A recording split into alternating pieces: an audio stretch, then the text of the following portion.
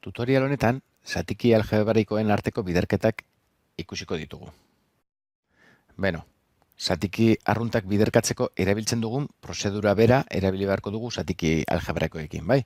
Orduan hemen, lehenengo, zatiki arrunt bat egingo dizuet, gero ikusteko nola zatiki algebraikoekin berdin-berdin egin beharko litzateken. Orduan, lehenengo adibidean, 3 laurden bider lauseen, bai? Biderketak zatikien artean badakigu egiten dela zenbakitzaileekin goian, osea goiko zatia biderkatzen dugula goian, orduan 3 bider lau, kasu honetan 12, 3 bider lau 12 goian jarri beharko genuke, eta 4 bider 6 24 azpikaldean, bai?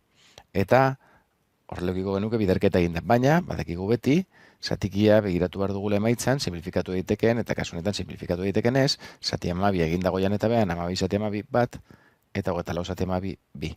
Beraz, hau litzateke bi zatiki horien arteko biderketa emaitza, bale? Zatiki algebraikoekin berdin-berdin, bai? Orduan, nola egingo genuke? Zenbakitzaileekin biderkatu, beraz goikoa biderkatu, goian, 5x bider 7 hori goian, eta bekaldean geratuko litzai guke, marra trotxoa jarri duen, bekoa, biderkatzen ere behan, bai? X gehi 3, bider x ken 3, bai? Bale. Behin, biderketak eginda, goikaldekoa eragingo dut, bai? Eta bekoa ere ordenatuko dut pizkat. 5x bider 7, zenbakiekin 5 bider 7 35, eta x geratuko litzaidake, eta bekoa ordenatuko dut x gehi 3, eta x ken 3. Bale, edarki.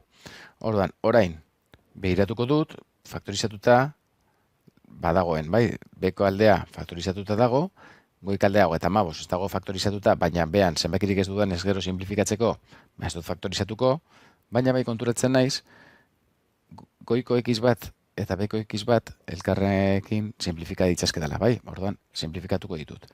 Eta, hurrengo pauso batean ere, konturatzen naiz horretaz aparte, behan x gehi 3 bider x ken 3, bai, gehiago zindu simplifikatu, baina bai, pizkatxo bat laburtu. Zain dut, x gehi 3 bider x ken 3, bai, eraginda, identitate bat da, bai, alegia, hause, a gehi b bider a ken b dudanean, badakit dela lehenengoaren karratua, ken bigarrenaren karratua.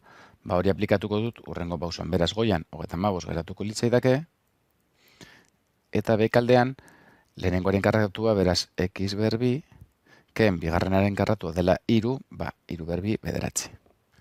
Eta hau izango litzateke, bi zatiki algebraikoien arteko biderketaren emaitza.